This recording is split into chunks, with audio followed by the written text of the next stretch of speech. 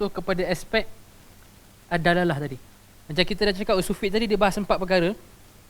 Ad-dalil, ad-dalalah, al-madlul dengan al-mustadil. Dalil, dalalah iaitu kaedah macam mana kita nak faham. Al-madlul iaitu hukum tu sendiri, natijah dia. Dan yang terakhir adalah al-mustadil, siapa yang nak berhujah. Sekarang kita dah tahu aspek dalil kan. Kita nak pergi aspek ad-dalalah. Okay, ad-dalil kita dah selesai, kita dah bincang tadi secara umumnya. Al-Quran, Sunnah, Ijma', Qiyas yang disepakatilah. Kita dah bincang aspek al-madlul awal-awal tadi, iaitu apa ta'rif wajib, harus, mandub, makruh, haram. Sekarang kita nak kenal dalalah sikit. Saya nak bagi contoh sikit dalalah supaya tuan-tuan dan puan-puan faham. Dan last sekali kita akan sentuh tentang siapa dia al-mustadil, ataupun orang yang layak buat proses tu. Okey.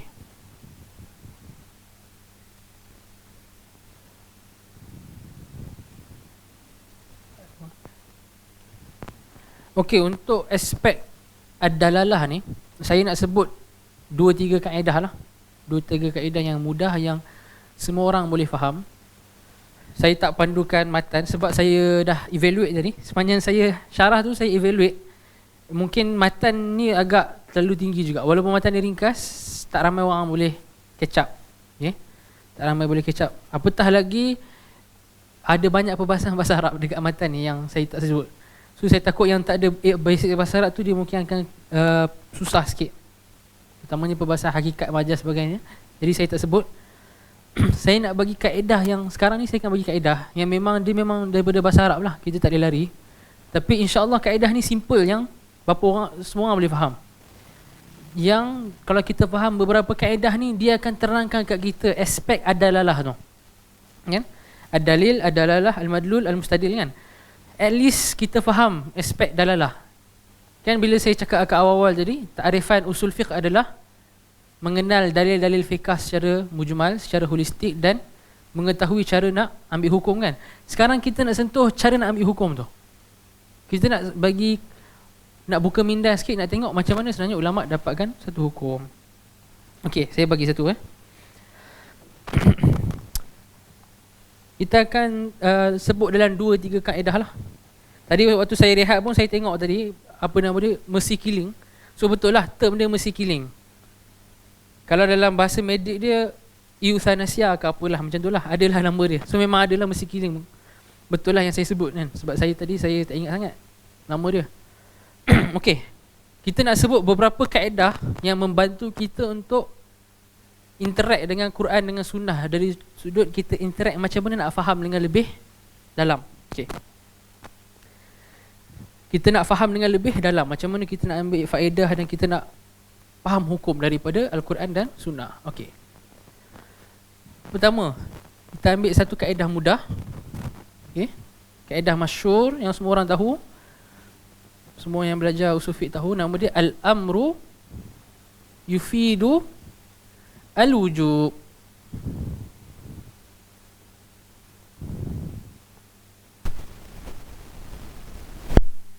Al-wujub. Okey, kaedah ni kata satu arahan, okey, satu arahan dia memberi kita faedah wajib. Apa maksud memberi faedah wajib? Maksudnya satu arahan yang kita jumpa dalam Quran dan sunnah, apa hukum yang kita boleh ambil? Kita boleh ambil hukum wajib buat arahan tersebut. Al-amr ni maksudnya arahan. Apa saja arahan yang kita jumpa dalam Al-Quran dan sunnah, hukum asal. Bila saya cakap hukum asal, maksudnya dia mungkin berubah lah. Tapi hukum asal dia, al-amru ni, arahan ni, membawa kepada hukum wajib. So al-amru yufidul wujub, dengan bahasa mudahnya, satu arahan tu bawa kepada hukum wajib. Kita bagi praktikal. Contoh praktikal. Ayat yang kita biasa dengar. Qu anfusakum wa ahlikum nara. Qu anfusakum.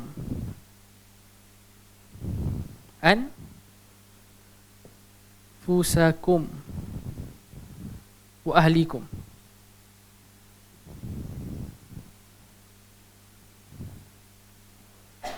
ayat yang kita biasa dengar bila orang bagi tazkirah lah, kan?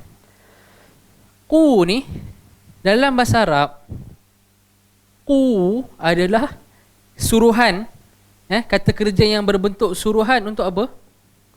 Kata kerja yang berbentuk suruhan untuk jagalah, bermaksud jagalah.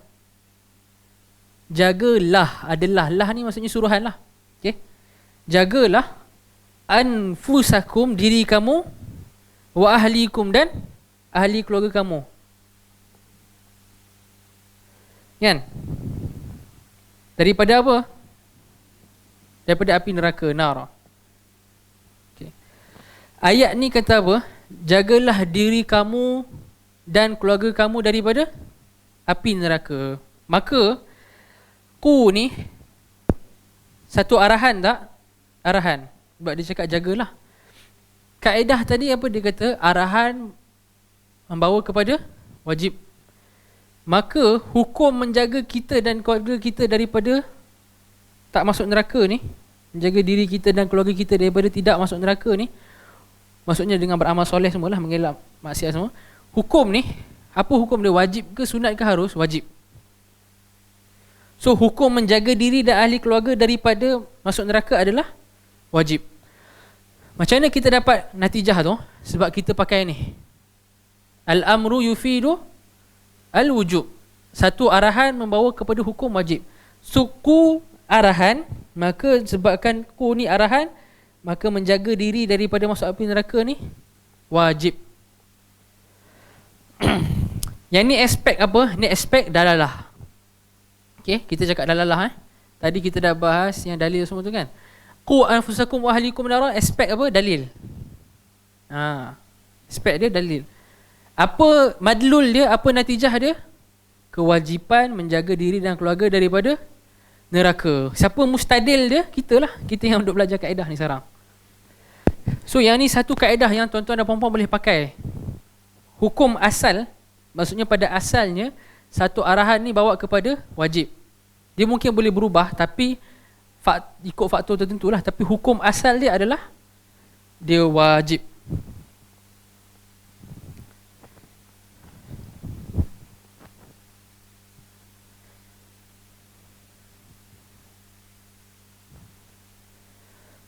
Kita ambil contoh lain. Contoh mudah-mudah. Kita nak faham kaedah ni je sekarang. Kita just nak faham kaedah. Kita nak tahu macam mana ulama faham. Okay. Kaedah dia kata arahan bawa kepada wajib. Satu arahan memberi faedah wajib. Ada hadis Nabi SAW, hadis sahih dalam Bukhari. Nabi SAW bersabda, Aulim walau bisyah. Aulim walau bisyah. Aulim walau bisyatin. Okay. Aulim walau bisyah maksudnya lakukanlah walimah lepas kahwin ni, menjadi makan apa semua, walaupun dengan seekor kambing. Okey. Kita tak bahas dari sudut mazhab Syafi'i dan hukum khilaf sebagainya lah. Kita tak tengok pun dulu. Kita just nak tengok just berdasarkan dalil ni, kalau kita pakai kaedah apa jadi? Kaedah kata satu arahan bila datang jadi wajib. Aulim ni arahan tak? Arahan. Maksudnya apa? Maksud dia bukan jagalah tapi buatlah walimah. Buatlah walimah.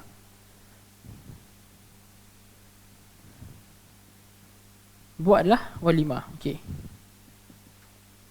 Buatlah walimah walaupun dengan seekor kambing. Hukum buat walimah apa berdasarkan hadis ni? Wajib. Wajib. Madlul dia wajib buat walimah. Dalil dia aulim walau bisyah. Dalalah dia al-amru yufidu al-wujub, sebab aulim ni arahan, amr. Mustadil, siapa yang buat proses ni? Kita sekarang. Okey.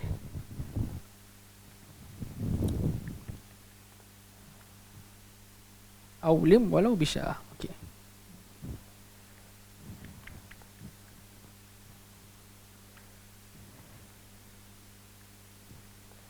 contoh terakhir untuk kaedah ni, just untuk fahamkan. Ayat wa atimmu al-hajj wal umrah lillah. Al-hajj wal umrah lillah. Wa atimmu al-hajj wal umrah lillah. Okey. Atimmu ni, tuan-tuan dan puan-puan, dia adalah arahan. Arahan.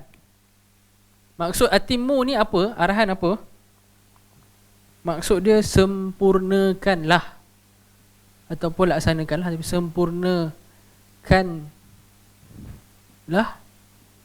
haji dan umrah.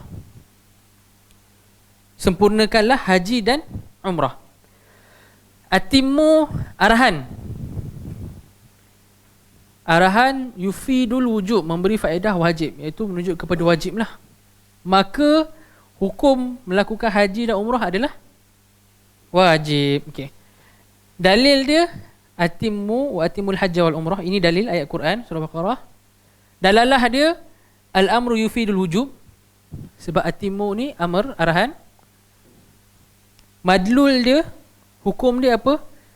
Wujubul haji wal umrah, kewajipan lakukan haji dan umrah. Mustadil dia siapa? Kita. Okey nampak? So, dengan kita faham satu kaedah ni, kita boleh apply dekat banyak kes tak? Banyak. Yang saya bagi tadi 3, tapi sebenarnya boleh pakai dekat ribuan. Dekat ribuan ayat Quran dan hadis. Maksudnya, dengan kita hafal satu kaedah ni, kita boleh pakai dekat banyak kes. Okey? Kes ni apa, kaedah ni masyhur, nama dia al-amru yufidul wujub.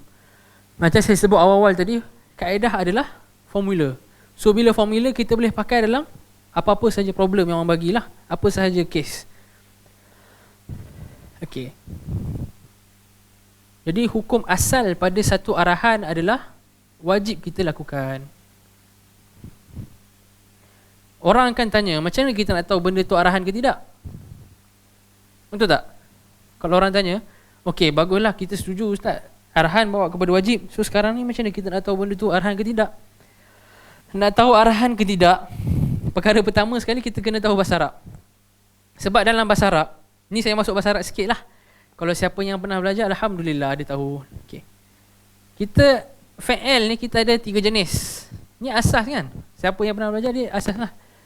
Nama dia fa'il madhi,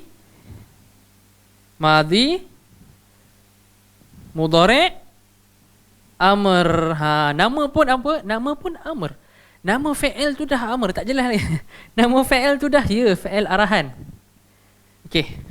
Madhi, mudhari', amr. Madhi ni past tense lah, mudhari' present, amr ni future.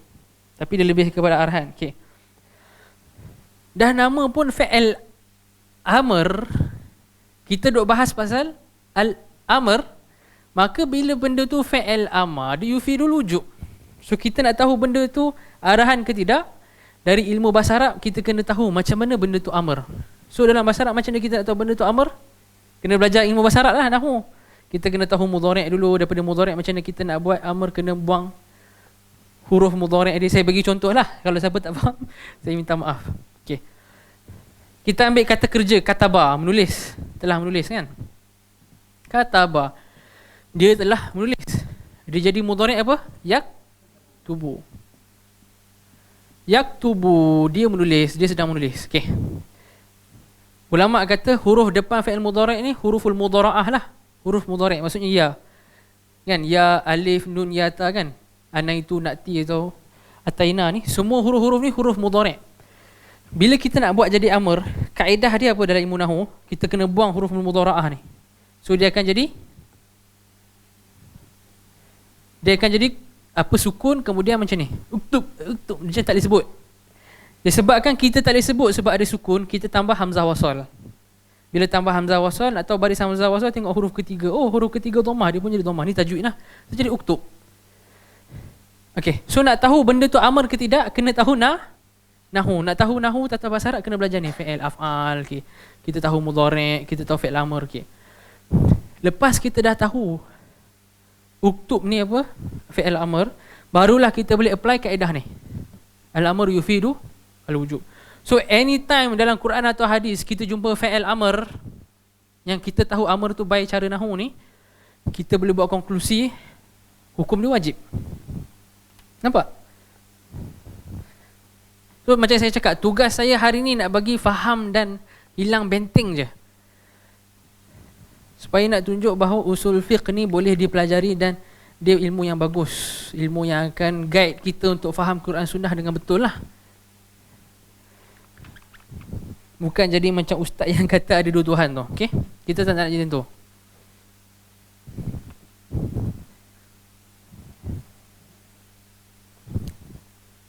Al-amr yufidul wujub. Okay. Kita ambil contoh lain yang mudah, yang applicable untuk semua orang juga. An-nahi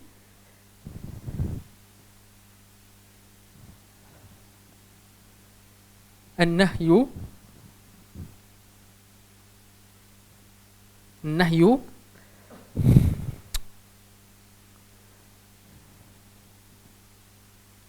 yaqtadhi boleh, yufid boleh. Okay. Yaqtadhi at-tahrim.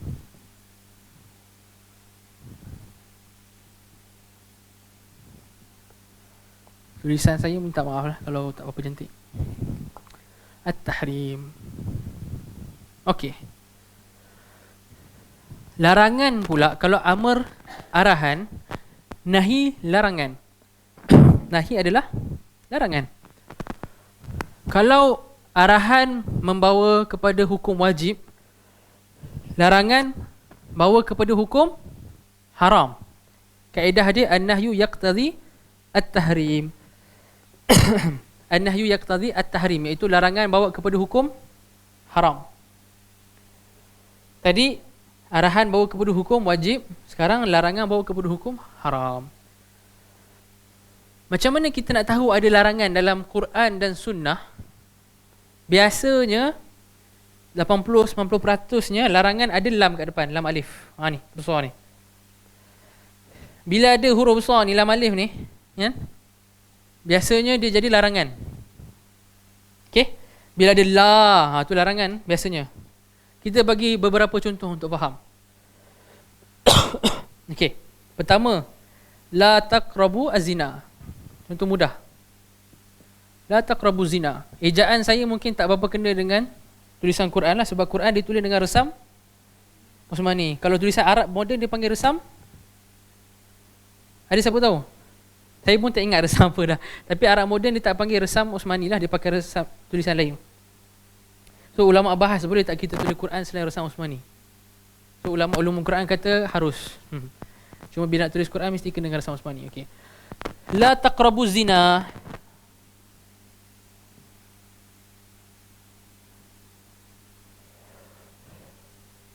La taqrabu az-zina. La maksud dia apa? Jangan.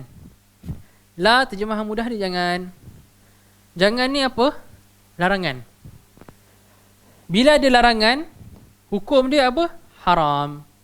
So apa hukum mendekati zina? Haram. Kita bukan cakap hukum buat zina, hukum mendekati.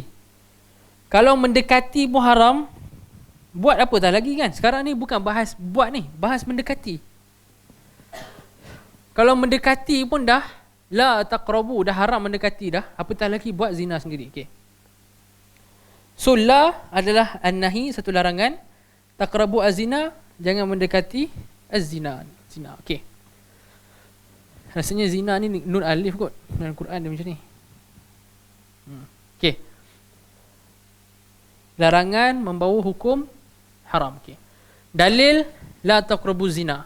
Dalalah dia an-nahyi yaqtadhi at-tahrim. Larangan bawa kepada hukum haram. La alif, lam alif ni, la adalah larangan. Okey, madlul dia apa? Hurmatu zina, iaitu keharaman melakukan zina. Mustadil siapa? Kita. Kita sekarang tengah berlakon sebagai mustadil. Kita berlakon lah ni. Bukan kita buat pun kan, kita berlakon, kita nak berlakon je. Kita nak praktis jadi macam ulama lah kononnya. Kita nak praktis. Okay. So la taqrabu zina, hukum zina adalah haram. Okey. Kita ambil contoh lain, praktikal. La tasubbu ashabi. Hadis sahih juga, Sahih Bukhari. Okey, la tasubbu ashabi. Jangan kamu mencela sahabat-sahabat aku. Ni Nabi SAW sabda Jangan kamu mencela sahabat-sahabat aku. La tasubbu ashabi, ada la besar kat depan hadis tu. Tasubbu ni maksud dia cela, ashabi ni sahabat-sahabat aku lah. Pakai kaedah ni, an-nahyu yaqtadi tahrim. Apa hukum mencela sahabat?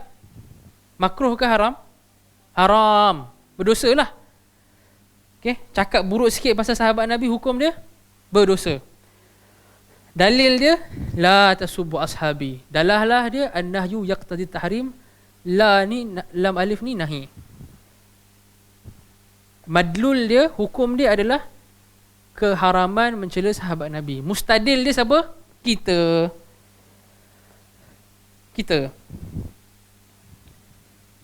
Ayat lain dalam Al-Quran yang ada lam alif juga.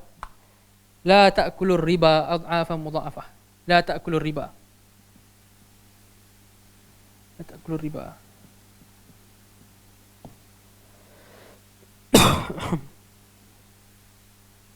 La ta'kulur riba. Okey. Ada lam alif kat depan. Kemudian dia satu larangan. Hukum makan riba apa? Haram. An-nahyi yaqtadi at-tahrim. So lam alif ni nahi, larangan lah, jangan.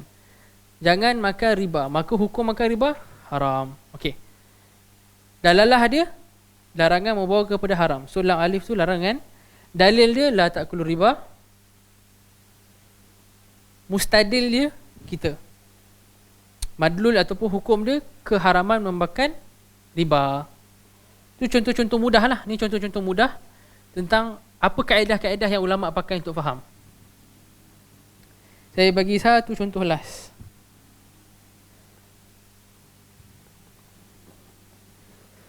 Contoh untuk kaedah ketiga. Untuk kita pakai kaedah ketiga, kaedah yang baru pula. Dia an-nahyi juga, tapi an-nahyi yaqtadi al-fasad. Yang ni menurut majoriti ulama lah. Ada khilaf, tapi majoriti ulama mazhab Syafi'i, usul fiqh mazhab Syafi'i, mereka kata an-nahyi yaqtadi al-fasad. An-nahyi, satu larangan, membawa kepada hukum fasad. Fasad ni maksudnya apa? Hukum tu jadi tak sah. Jadi tak sah lah. Jadi rosak, tak boleh dipakai. Apa contoh dia? Kalau pakai kaedah ni, okey. Ada satu hadis Nabi SAW sabda, la tastanji birawthin. Dalam Sahih Bukhari juga, kalau saya tak silap. La tastanji birawthin. Jangan kamu beristinja dengan binatang lain punya buangan yang dah kering. Okey. Kalau kita belajar hukum hakam istinja, biasa pakai batu lah.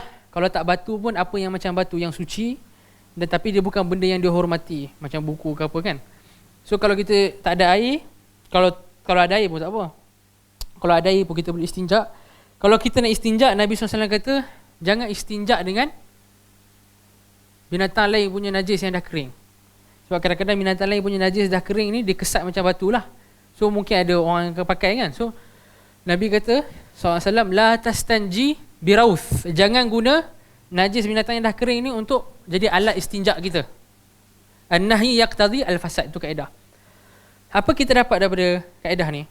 Kita dapat daripada kaedah ni, satu larangan tu membawa kepada hukum fasad, iaitu menjadi rosak satu perkara. Okay, apa maksud menjadi rosak tu?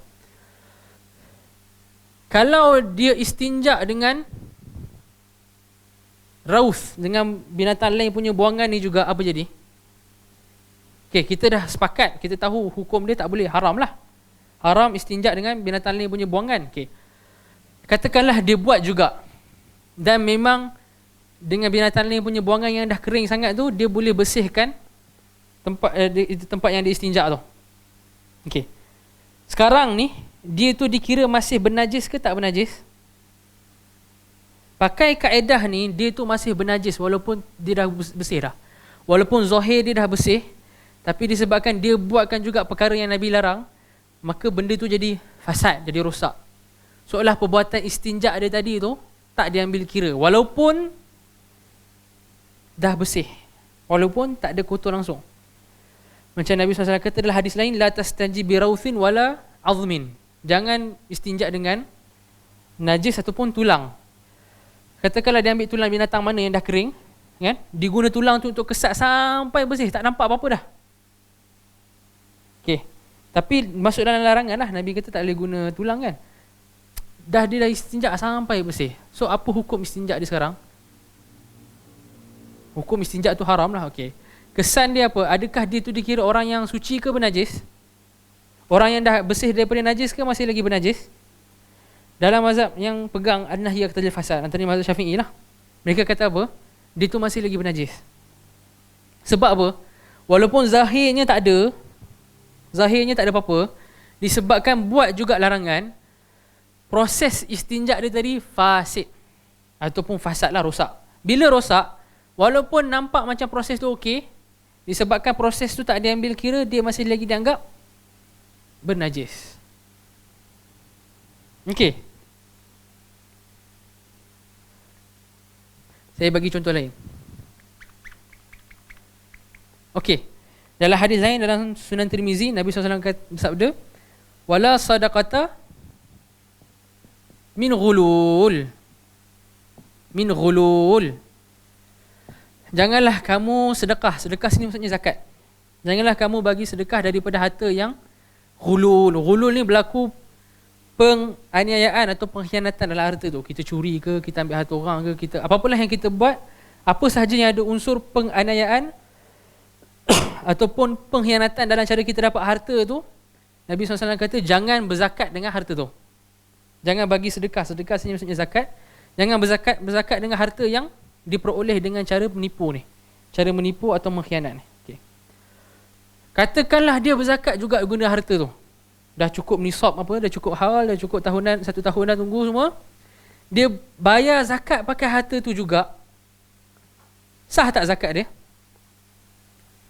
Pakai kaedah an-nahy yaqtadil fasad. Walaupun dia bagi kadar zakat yang cukup, walaupun dia bayar tu setelah setahun apa semua, disebabkan dia bayar guna perkara yang Nabi SAW larang, dia fasid, seolah macam dia tak bayar pun tahun tu. Okey, nampak? So itu maksud an-nahy yaqtadi al-fasad. So apa sahaja larangan, dia bawa kepada perkara tersebut menjadi fasid, jadi rosak, menjadi tak diambil kira, menjadi perkara tersebut tak membuatkan dia terbebas daripada tuntutan tu. So seolah dia tak bebas daripada tuntutan, kena bayar zakat tu lagi. So dia kena bayar zakat dengan duit yang halal. Sama juga kes tadi, dia kena istinja ataupun dia kena cari air ke untuk dia bersihkan diri dengan cara yang betul balik. Sebab dia sekarang buat perkara yang syarak anggap benda tu fasid. Okey. Itu 3 kaedah lah. 3 kaedah ni adalah contoh kepada aspek dalalah. Okey. Kita dah tahu dalil, kita dah tahu dalalah, kita dah tahu al-madlul, hukum-hukum tu. Sekarang last sekali kita nak kenal siapa mustadil. Siapa al-mustadil ataupun orang yang layak untuk melihat kepada dalil atau nak buat keluar hukum ni.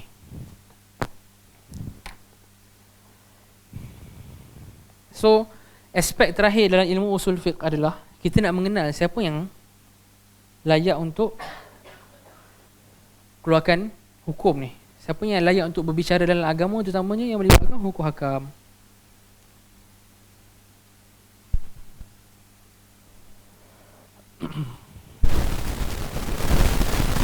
Okey. Jadi dekat penghujung kitab usul fiqh, biasanya dia akan ada satu bab khusus tentang ijtihad dan taklid. Ijtihad dan taklid. Yang ijtihad dan taklid ni dia nak menyentuh aspek al-mustadil, ataupun pada definisi usul fiqh tadi kita cakap mengenal dalil fiqh secara umumnya, tahu macam mana cara nak ambil faedah, dan wahalul mustafid, siapa yang layak. Jadi kat penghujung kitab usul fiqh dia akan beritahu siapa yang layak. Okey, dalam bab ijtihad wa taqlid. So kita kena tahulah apa itu ijtihad, apa itu taklid. Pertama kita kena tengok apa itu ijtihad. Ijtihad ni adalah mu'ammal ijtihadu fahuwa badlul wus'i fi bulughil gharad. Ijtihad adalah satu proses seorang ulama itu badlul wus', maksudnya dia mengeluarkan semua tenaga dan kemampuan dia untuk dapat satu hukum, untuk dapat konklusi satu hukum. Dia kena keluarkan semua kemampuan dan tenaga dia.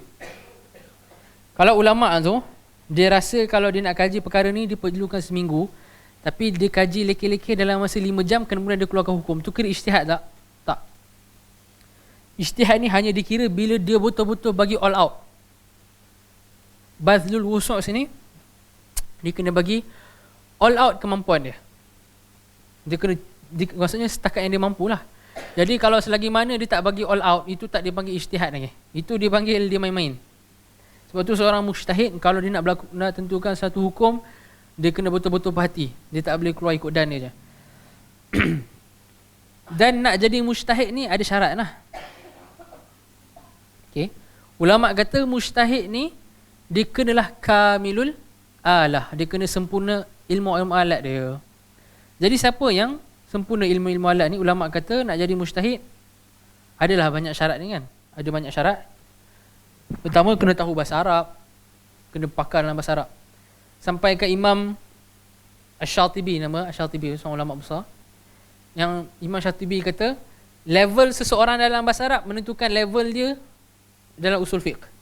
Kalau dalam bahasa Arab dia sangat alim, macam mujtahid dah dalam ilmu bahasa Arab, tata bahasa Arab, balaghah, saraf semua, maka dalam ilmu usul fiqh insya-Allah dia boleh jadi mujtahid. Saya boleh kata mustahil ada orang yang mujtahid, level mujtahid level mujtahid tapi dia tak tahu bahasa Arab. Mustahil. Itu mustahil dari sudut logik akal. Sebab apa mustahil logik akal? Ataupun mustahil adat lah, tak, bukan logik akal, mustahil adat. Kenapa mustahil dari sudut adat? Sebab seorang tu takkan mampu jadi mujtahid yang faham dengan tepat Quran dengan sunnah sebagainya ni, melainkan dia kuasai betul-betul bahasa Arab. Syarat mujtahid yang pertama ni, dia dalam ilmu bahasa Arab dah kena top dalam ilmu bahasa Arab. Okay? So syarat pertama mujtahid bahasa Arab. Kedua, mujtahid ni juga kena seorang yang sangat faqih, sangat mengetahui hukum hakam.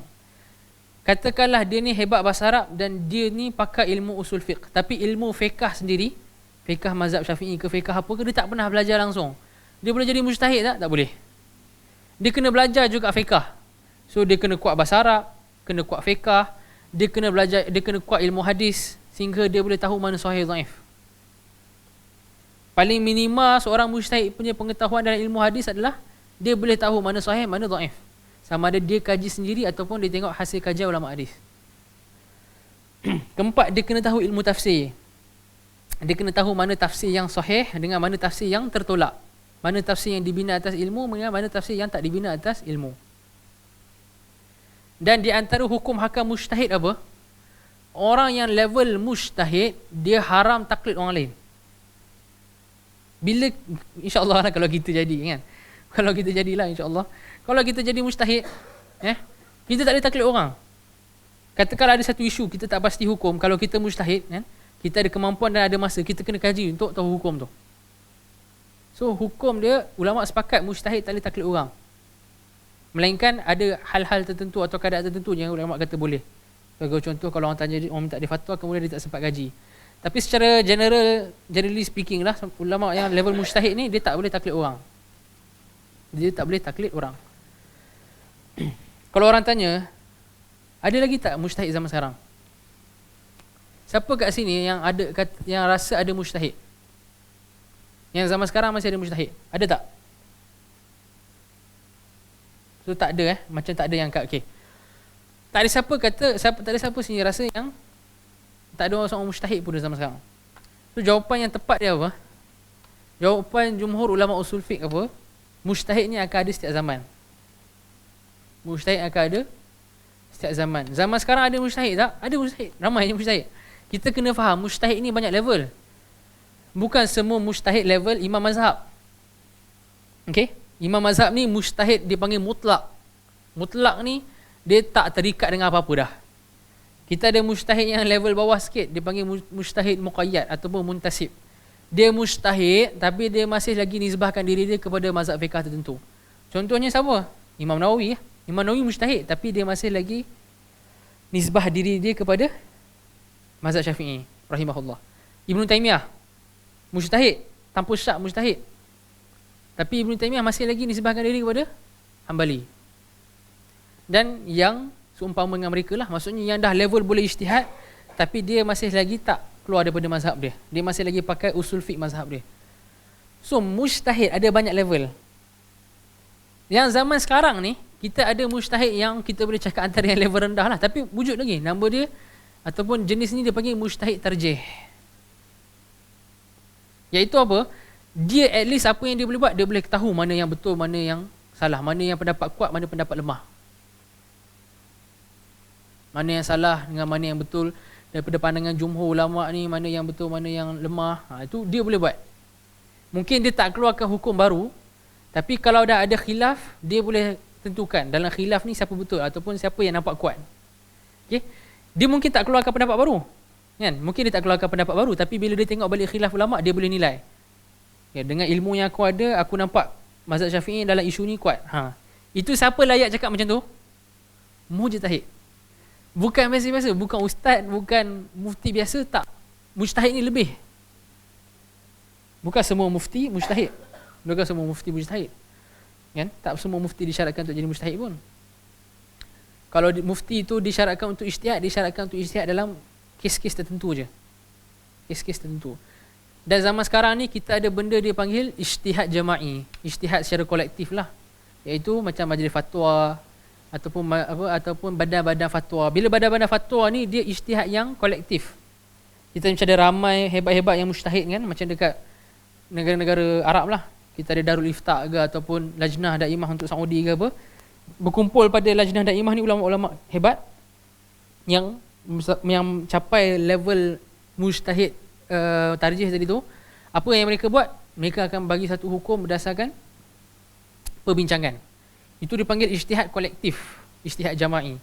Ijtihad kolektif ni kuatlah juga sebab dia bukan pendapat seorang, dia pendapat satu badan ramai kan. So itu ijtihad.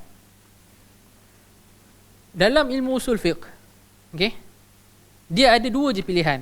Either kita ni mujtahid atau muqallid. So muqallid ni apa?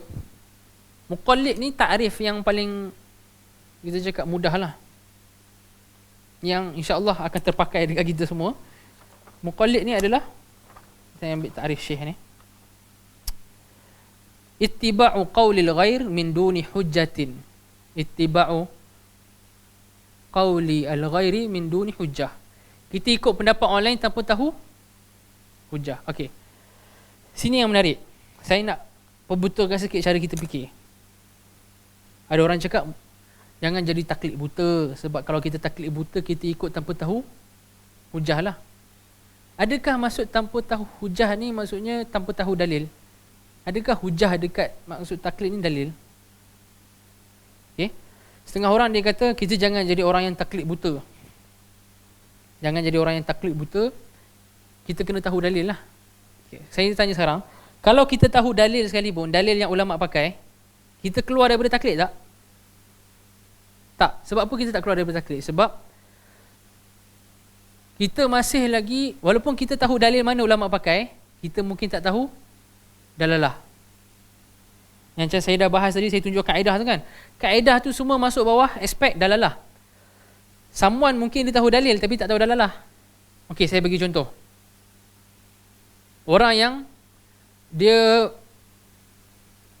mazhab Hanafi lah kan, yang cakap witir wajib tadi, kita mungkin tanya orang mazhab Hanafi, okey, engkau ni orang mazhab Hanafi kan, apa dalil ulama engkau untuk kata witir wajib? Orang mazhab Hanafi tu kata, aku tahu, hadis tu lah, autiru ya ahlul Quran lah. Okay. Kemudian kita tanya dia, macam mana kau tahu ulama kau dapat konklusi witir tu wajib daripada hadis tu? Dia cakap, saya tak tahu. Dia keluar bertaklid ke tak? Tak. Walaupun dia tahu hadis, walaupun dia tahu dalil, tapi disebabkan dia tak tahu macam mana dapat konklusi, dia still masih muqallid. Dan kita kena faham, dia bukan semudah nak keluar daripada muqallid ni Nak keluar daripada kita cakap taklid ni bukan mudah. Macam saya cakap lah, satu, tahu dalil tak cukup. Kedua, kalau kita tahu kaedah sekali pun, kaedah ni kadang-kadang ada pengecualian, ada dalil yang bertentangan, kena pakai kaedah lain. So dia sangat rumit. So kadang-kadang someone mungkin tahu dalil, mungkin tahu kaedah, tapi dia tahu sebahagian kaedah, sebahagian lain dia tak tahu. Last kali bila kita check diri kita, kita kat mana? Kita kat muqallid lah. Kita dekat level muqallid. Hatta orang yang mungkin dia belajar agama sampai PhD pun dia mungkin level muqallid. Sebab untuk dia keluar daripada level taklid, dia kena sampai ke tahap apa? Dia kena tahu dalil dengan dalalah. Sama macam ulama. Bila saya cakap tahu dalalah tu bukan setakat hafal satu dua kaedah je, tapi betul-betul dia arif dari sudut macam mana dia nak selesaikan pertentangan. Kalau ada pertentangan antara Quran dengan hadis ke, hadis dengan hadis ke, kias dengan hadis ke, kias dengan Quran ke, apa-apa je. Yang perkara tersebut sangat sukar. So at the end of the day kita dapat konklusi kita semua muqallid. Dan jadi muqallid ni tak ada masalah. Bahkan kalau ikut Syekh Abdullah Abu Butain ni, yang saya cakap dia mufti kan, mufti Najd, mufti sebelum lama dulu, sebelum Syekh bin Baz lagi, bergenerasi. Apa pandangan dia tentang taklid? Tengok Syekh kata, wa yajibu at-taqlidu fil amaliyatil mahdhah adh-dhanniyah. Wajib taklid.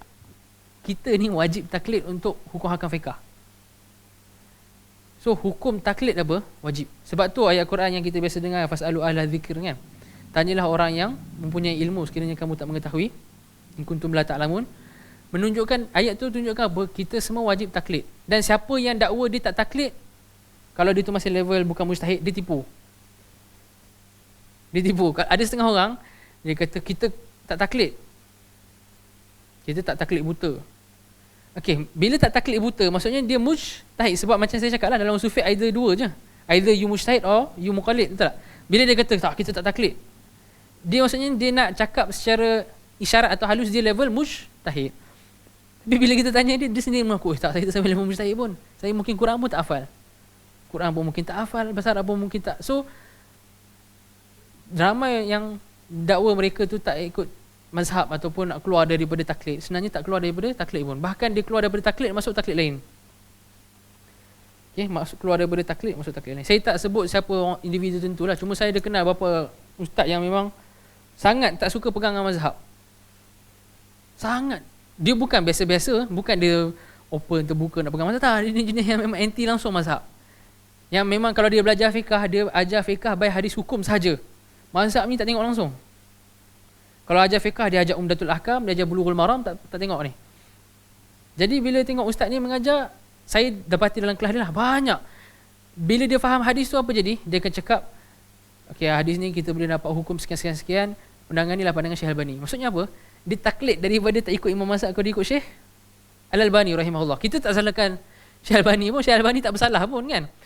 Cuma kita salahkan ustaz tu sebab bila dia tarik orang daripada tak ikut mazhab, dia ajak kepada taklid Syekh Albani, itu tak apalah dia nak bawa macam tu. Masalahnya bila dia kata kita keluarkan orang daripada taklid sekarang, dan saya pun tak nak tonton taklid. Sebenarnya dia tengah taklid, dia tengah buat satu dakwaan yang salah, dakwaan yang tak tepat. Bahkan perkara tersebut bermasalah dari sudut dia tak konsisten lah. Kalau bila dia taklid seseorang, macam dia keluarkan daripada mazhab, dia ikut Syekh Albani, dia tahu ke atas dasar apa Syekh Albani pilih pandangan tertentu, apa usul fiqh Syekh Albani. Itu pun mungkin satu isu lagi. Jadi sebab tu Syekh ataupun imam lah, Imam Ibn Rajab, beliau ada tulis kitab, nama dia apa? Ar-Rad ala man ittaba'a ghayra madhahibil arba'ah. Ar-Rad ala man ittaba'a ghayra madhahibil arba'ah. Satu bantahan kepada orang yang taklid kepada selain mazhab empat. Memang ulama bahas dari sudut akal, memang logik untuk kita tak taklid pada mazhab empat. Kan? Dari sudut logik akal harus je seseorang tu untuk taklid zahiri ke apa kalau masih ada mazhab zahiri. Tapi dari sudut praktikal dia, untuk totally keluar daripada empat mazhab susah. Susah. Kalau siapa yang dakwa dia keluar daripada taklid tu, sebenarnya dia keluar daripada taklid masuk dekat lubang taklid yang lain. Kan? Maka setelah kita faham dan kita sedar kita punya level kita, kita kena akui kita muqallid lah. Dan tak ada masalah dalam bertaklid. Macam Syekh kata tadi, wajib. Wajib, betul tak? Sebab tu ulama kata orang awam ni mazhab dia mazhab orang yang bagi fatwa, kata kan. Kalau kat Malaysia ni yang majoriti bagi fatwa mazhab Syafi'i lah. mazhab Syafi'i. Maka orang awam tu sendiri dia sepatutnya iltizam paling kurang pun dengan mazhab Syafi'i kat Malaysia ni. Sebab itulah mazhab yang biasa difatwakan oleh para ustaz-ustaz dekat Malaysia. Walaupun kita tak nafi, boleh je nak belajar mazhab lain, tapi dari sudut nak menseragamkan banyak perkara, dia digalakkan dan dituntut untuk ikut mazhab Syafi'i. So itu perihal taklid. Bila kita faham apa itu ijtihad dan taklid, baru kita tahu siapa yang al-mustadil sebenar. So tadi kita yang kita tengok kaedah kat papan putih tu, kita mustadil sebenar ke kita acah-acah mustadil? Kita acah-acah mustadil. Tadi tu proses lakonan. Tadi tu macam raptai lah, macam kononnya kita raptai nak jadi mujtahid. Kita bukan pun. Yang betul-betul buat proses tadi tu siapa? Ulama. Tadi tu hanya satu gambaran je macam mana ulama ni fikir. Just satu raktai lah kita cakap untuk macam mana sebenarnya seorang mujtahid tu atau mustadil tu tengok dalil. Cuma adakah kita ni memang tak digalakkan langsung untuk apa nama dia? Jadi maksudnya untuk tak digalakkan langsung untuk tahu dalil ke apa semua, tak. Kalau nak tahu dalil tak apa, tanyalah ustaz tu kan. Bukannya ada masalah pun. Kalau ustaz tu ada ruang masa dan sebagainya, dia bagi tahulah dalil. Cuma dalam isu fatwa dia tak payah bagi dalil. Yang ni tuan-tuan dan puan-puan kena faham, dalam isu fatwa, seorang penanya fatwa ni kalau dia minta dalil, seorang mufti tu boleh tak bagi. Kalau buka kitab-kitab dia panggil Adabul Mufti wal Mustafti, kitab-kitab bercerita tentang adab-adab ataupun lunas-lunas seorang mufti dan penanya mufti. Seorang mufti kalau ditanya oleh mustafti, orang yang tanya fatwa ni, apa dalil syekh, apa dalil mufti, mufti tu boleh cakap aku tak nak bagi. Dia boleh. So kita kena faham juga bila ustaz tu bagi satu hukum, kalau dia tak nak sebut dalil pun dia tak bersalah. Selagi mana kita yakin dengan keilmuan dia. So kita kena faham kalau tak sebut dalil tak mesti ustaz tu kelentong. Mungkin dia tak sebut sebab kita ni terlalu tak faham ke apa kan. So some ustaz kita tengok kadang-kadang dia sebut hukum direct je. Apatah lagi kalau kita dengar ulama-ulama. Kalau tuan-tuan tengok ulama Saudi macam mufti dia sekarang, Syekh Abdul Aziz Al-Sheikh, beliau ni dekat atas katil hospital tengah sakit, orang call bagi fatwa dia pun jawab. Dia letak phone je, online call, letak phone je, online call tanya fatwa. Dan dia jawab ringkas je, haram, yajuz, haram, yajuz, mubah, haram, yajuz, mubah, sunnah, macam tu je. Tak ada pun yang tanya dalil dekat mufti Saudi tu sambil duduk sakit dekat atas katil hospital tu. Adakah mufti Saudi tu wajib tu? Tak wajib pun. Dan orang yang tanya fatwa tu faham. Sebab tu bila mereka tanya, dengar je mufti kata haram, wajib ni semua, dia orang tu terus tutup. Dia orang kata terima kasih, tutup. Sebab memang kalau ustaz tu bagi satu hukum, bagi satu fatwa, kalau dia ada masalah yang dilihat dia tak perlu sebut dalil, tak apa. Kita tak cakap lah ustaz tu ni ustaz goreng atau ustaz kelentong. Dengan syarat dia tu memang layak lah. Dia tu memang layak, dia ada kepakaran dalam bidang tersebut. Wallahu ta'ala alam bisawab. Inilah sedikit sebanyak yang kita boleh ambil sentuh tentang ilmu usul fiqh dari pagi tadi. Yang sebenarnya objektif saya nak bedah matan ni tak tercapai sebab saya tengok dia terlalu mungkin agak berat sikit. Jadi saya pergi kepada formula saya sendiri tadi untuk hurai apa yang lebih dapat difaham, apa yang dapat difahami. Dan apa yang saya nak cakap adalah kalau minat belajar usul fiqh betul-betul, okey. Siapa yang rasa hari ni macam wah, rasa macam best usul fiqh atau terbuka minda nak belajar atau tergerak hati nak belajar, satu je saya nasihatkan. Dia kena kuatkan sangat-sangat bahasa Arab ni, okey? Siapa nak belajar ni dia kena Arab dia kena extremely strong. Saya cakap ekstrim. Ya, sebab ada adalah salah seorang daripada guru saya mengajar kat Batu Salam juga. Mengajar fiqh lama dululah. Dia mengajar Batu Salam juga ustaz ni. Lama dulu saya belajar.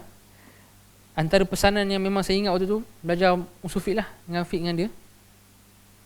Dia kata apa? Dia kata okey lah, ini nak bagi nasihat yang tak main-main ni, maksudnya straight to the point. Straight to the point dia adalah bahasa Arab kena super strong, extremely strong untuk faham usul fiqh. Bahkan usul fiqh ni, kenapa saya tak hurai setengah perbahasan tadi, banyak perbahasan saya tak hurai, sebab terlalu berat untuk orang yang memang mungkin dalam ilmu bahasa Arab dia terlalu rendah ataupun dalam mantik dia terlalu rendah, so dia mungkin tak boleh nak faham lagi kan? Jadi saya terpaksa lanjut tak tangguhkan dulu penjelasan tu, mungkin pada masa yang akan datang. Sebab usul fiqh ni, kalau tuan-tuan dan puan-puan ingat awal-awal kuliah tadi, saya ada sebut tentang 10 prinsip yang kena kita tahu sebelum belajar satu ilmu. Inna ma badi kulli ilmin asyara al-had wal mawdu' thumma thamarah tu. Saya ada sebut 10 prinsip tu kan. Dan antara 10 prinsip tu saya ada skip part al-istimdad. Cuma dekat hujung ni saya sebut sikit. Apa maksud al-istimdad? Al-istimdad ni sebenarnya ilmu usul fiqh ni dia diambil daripada ilmu apa? Dia tu terbina daripada ilmu apa? So ulama kata usul fiqh terbina daripada akidah, usuluddin atau ilmu kalam, yang kalau penulis ilmu kalam lah. Akidah, bahasa Arab, ilmu fiqh. Akidah, bahasa Arab, ilmu fiqh. Akidah ni termasuklah juga mantik dan ilmu kalam. Sebab majoriti penulis dalam usul fiqh ni ulama kalam.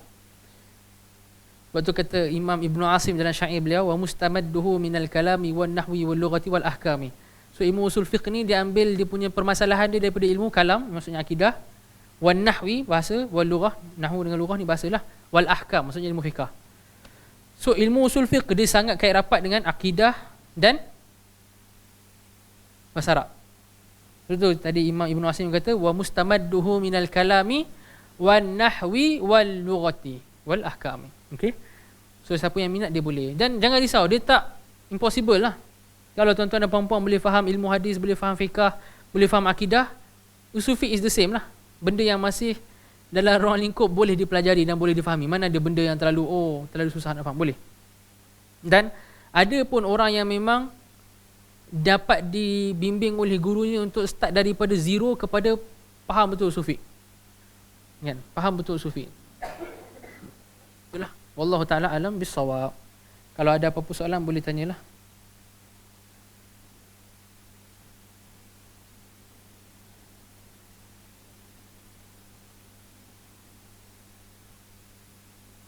Tak ada Kalau tak ada kita tutup majlis kita dengan tasbih kafarah dan solat asar.